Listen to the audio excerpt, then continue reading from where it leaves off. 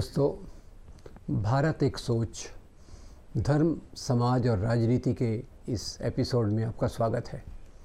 पिछले एपिसोड में हमने देखा कि चार पत्नियां की जो बात लोग करते हैं, चार पत्नियां, वो संभव नहीं है। और वहाँ मैं एक शब्द जो बताया उसको मैं दोहराना चाहूँगा। मैंने एक शब्द इस्तेमाल किया था, सेक्स रेशियो। अब सेक्स रेशियो आप में से कई लोगों ने नहीं सुना होगा, पर सेक्स रेशियो का सरल मतलब है समाज में पुरुषों के साथ स्त्रियों की संख्या कितनी है। अंग्रेज़ी में उसको क्लासिकली कहते हैं नंबर ऑफ़ विमेन पर 1000 मेन, यानी 1000 पुरुषों के साथ स्त्रियों की संख्या। और वो जो भारत में करीब 924-940 के बीच में रहती है, यानी स्त्रियों की संख्या पुरुषों की संख्या से कम रहती है, पर 1000, पर 100 एट्सेट्रा। अब दूसरी बात कही गई कि ये बच्चे बहुत पैदा करते हैं, ज़्यादा शादियाँ होती हैं तो बच्चे बहुत पैदा करते हैं। अब पहली बात तो ये बता दूं कि जो बच्चे पैदा होना है वो स्त्रियों की प्रजनन क्षमता, फर्टिलिटी ऑफ विमेन पे डिपेंड करती है।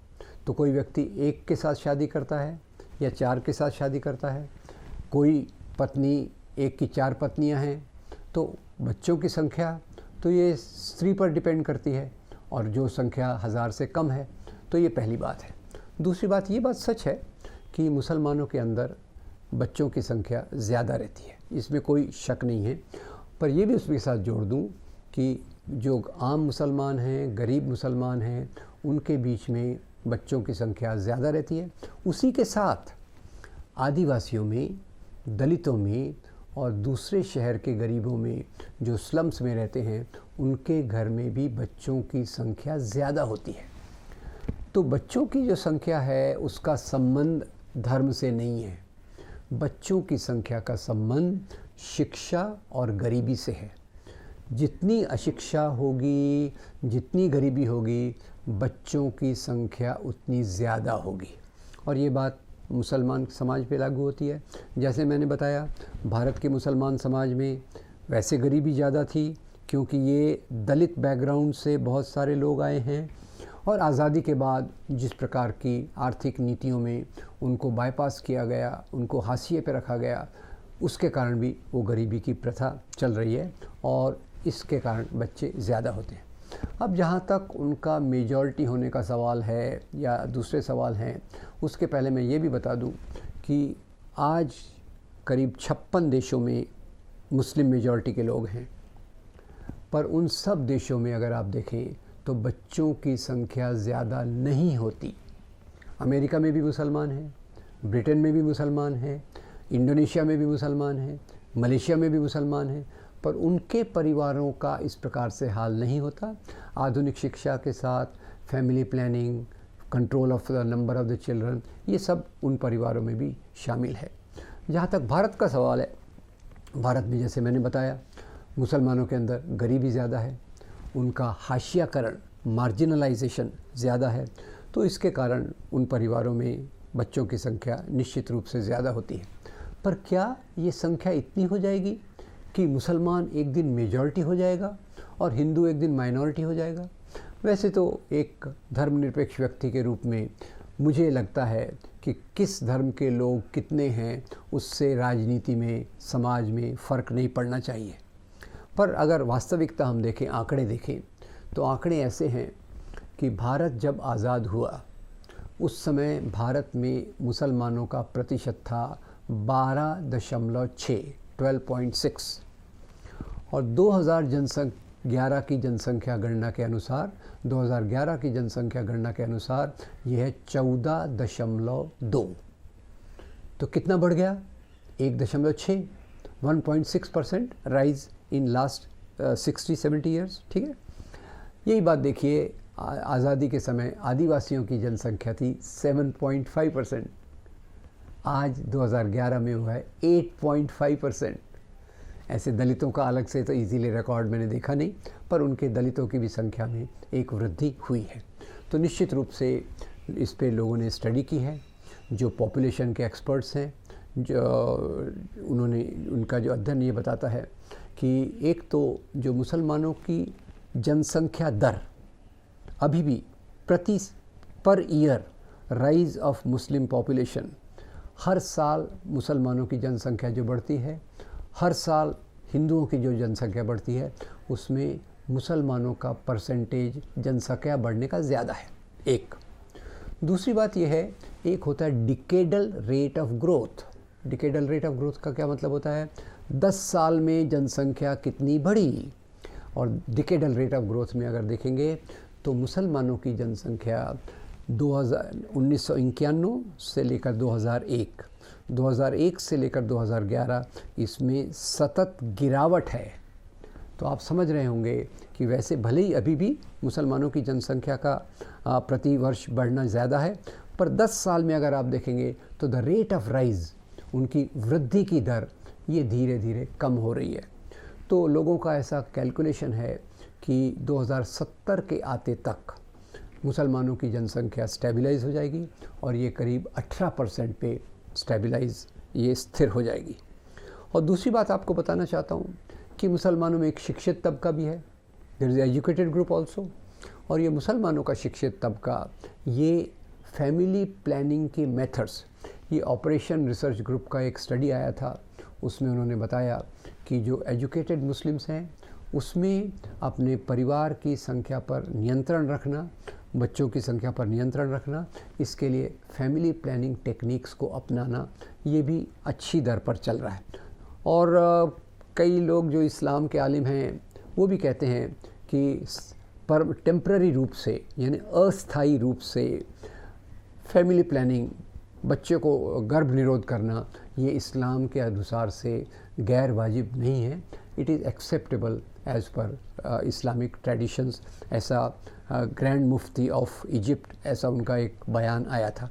तो मोटे तौर पे मुझे लगता है कि जहाँ तक मुसलमानों की जनसंख्या का सवाल है वो स्टेबलाइज हो जाएगी और 17-18% के करीब भारत में रहेगी, जो उसका एक स्वाभाविक है। खैर, अब इसी एपिसोड में हम एक और बात देख लेते हैं, जो जहाँ एक हमने अभी जनसंख्या की बात की और ये भी मैंने बताया कि उसके कारण क्या हैं। और अंतिम एक बात उसमें मैं जोड़ देना चाहता हूँ, 1995 में कैरो, इजिप्ट में एक वर्ल्ड पॉपुलेशन कॉन्फ्रेंस हुई थी। दोस्तों, इसी एपिसोड में हम एक दूसरी बात को भी ले लेंगे, जो कहा जाता है कि इस्लाम के कारण आतंकवाद है। और अभी अभी तो आपको पता होगा, एक मुस्लिम सज्जन ने सुप्रीम कोर्ट में PIL दाखिल की है कि कुरान की 26 आयतों को हटाया जाए क्योंकि उनके कारण आतंकवाद है। उन्होंने ये भी कहा कि मदरसों को बंद किया जाए क्योंकि मदरसों में आतंकवाद की ट्रेनिंग दी जाती है। अब खैर, ये पूरी तौर से गलत बात है। मैं कुरान का तो कोई विद्वान नहीं हूँ, पर जितना मैं जानता हूँ कुरान में बहुत सारी आयतें हैं जो जिहाद की बात करती हैं। और मेरे स्वर्गीय मित्र डॉक्टर असगर अली इंजीनियर बताते थे कि कुरान में जिहाद शब्द 42 बार 42 टाइम्स आया है। एक बार भी उसका मतलब युद्ध से, हिंसा से, लड़ाई से नहीं है। जिहाद का मतलब होता है पूरी कोशिश करना, जो आम भाषा में हम कहते हैं परीक्षा पास करने के लिए मैं जद्दोजहद कर रहा हूँ, माँ बाप के स्वास्थ्य के लिए मैं जद्दोजहद करता हूँ। तो ये बहुत, जिहाद शब्द का इस्तेमाल बहुत जगह पे होता है, पर उसका मतलब मुख्य रूप से होता है सामाजिक बुराइयों के खिलाफ लड़ना और अपनी खुद की बुराइयों के खिलाफ लड़ना। पर खैर, आपको याद होगा 9/11/2001 के बाद पूरी दुनिया में एक मुहावरा, एक फ्रेज़ गढ़ा गया और वो था इस्लामिक टेररिज्म। आपको याद होगा, 2 एरोप्लेन वर्ल्ड ट्रेड सेंटर की बिल्डिंग से टकराए, बिल्डिंग नीचे बैठ गई और उसके कारण करीब 3000 लोग मारे गए। ये 3000 लोग जो मारे गए ये बेगुनाह लोग थे। और उसके बाद ओसामा बिन लादेन कहता है कि मैं बहुत खुश हूँ, ये बहुत अच्छा हुआ, ये जिहाद है। उसकी तीनों बातें गलत है। बेगुनाह लोगों के मरने पर खुशी मनाने का, जश्न मनाने का कोई धर्म सलाह नहीं देती। और जहाँ तक इस्लाम का सवाल है, कुरान की सूरा 5 आयत 32 ये बताती है, अगर आप एक भी बेगुनाह व्यक्ति को मारते हो तो ये पूरी इंसानियत को मारने के समान है। तो ये जो इस्लाम के ख़िलाफ़ प्रचार हुआ, ख़ास तौर से 9/11/2001 के बाद हुआ, और ये इसलिए हुआ क्योंकि उस समय अफ़गानिस्तान में रशियन फ़ौजें आई थी, वहाँ के प्रगतिशील ताकतों को मदद करने के नाम पर। और इसके मुकाबले में अमेरिका उनके खिलाफ़ जंग छेड़ना चाहता था, लड़ाई छेड़ना चाहता था। पर अमेरिका का सवाल ये था कि अमेरिका के पास, अमेरिका की जो फ़ौज थी उसका मनोबल, मोरल बहुत गिरा हुआ था। मोरल क्यों गिरा हुआ था? क्योंकि वियतनाम के लोगों ने अमेरिकन फ़ौज को हरा दिया था। अमेरिका ने वियतनाम पे आक्रमण किया, अमेरिका की फ़ौज हार गई, उसका मनोबल गिर गया, उसको भेज नहीं सकते थे अफ़गानिस्तान। तो अमेरिका के शासकों ने एक बहुत चालाक खेल खेला। उन्होंने योजना बनाई कि मुसलमान नौजवानों के कंधे पर रखकर हम अपनी बंदूक चलाएंगे।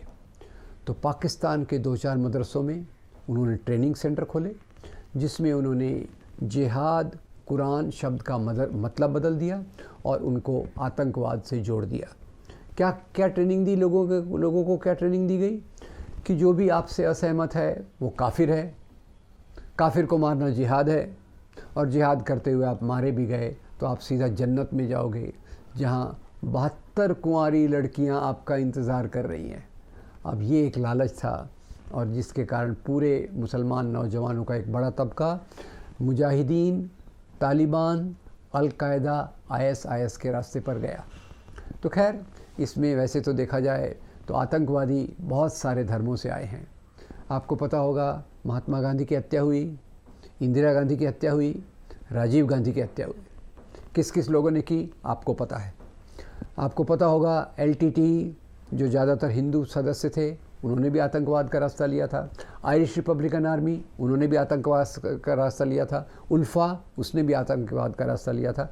तो कहने का मतलब है कि आतंकवादी प्रायः सभी धर्मों से आए हैं, पर धर्म के कारण नहीं।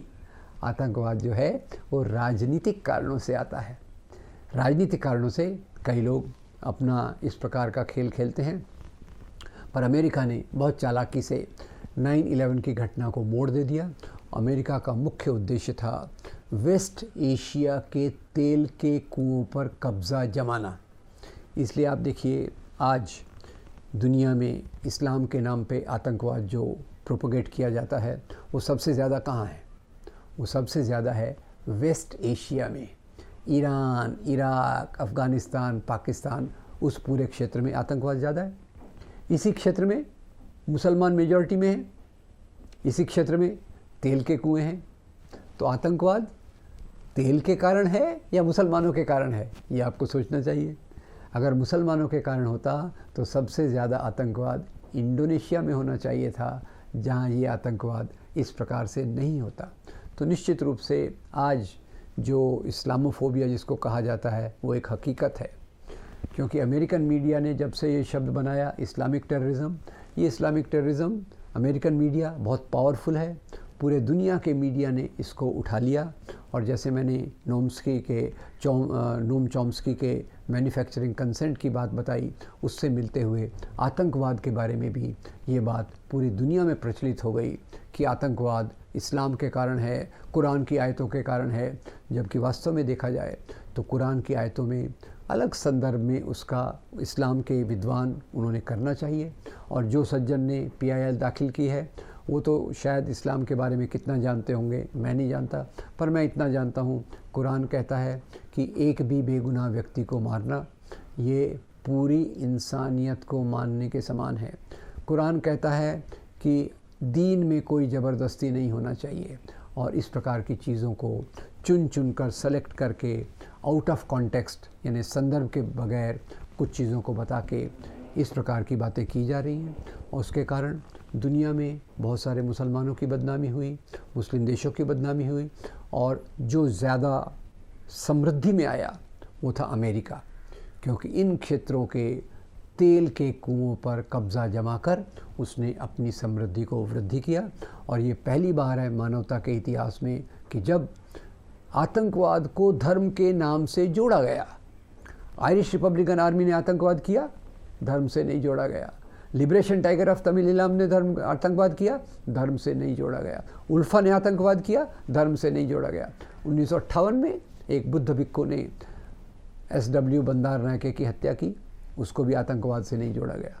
पर ये सब जो आतंकवादी घटनाएं हैं, इनका वैसे भी धर्म से कोई संबंध नहीं होता। और आज इस प्रकार की जो बातें चल रही हैं कि कुरान की आयतों को हटा दो, उसमें कोई सच्चाई नहीं है। इस्लाम के आलिम जो प्रगतिशील उसकी विवेचना करते हैं, उनके अनुसार इस्लाम एक शांति का धर्म है। मैं तो मानता हूँ सभी धर्म एक शांति के धर्म हैं। सभी धर्म मानवता का संदेश देते हैं और ये मानवता के संदेश के आधार पर ही हमको अपने समाज को आगे ले जाकर तरक्की हम कर सकते हैं। आपका बहुत धन्यवाद। हमने देखने की कोशिश की कि इस्लाम और आतंकवाद का कोई संबंध नहीं है।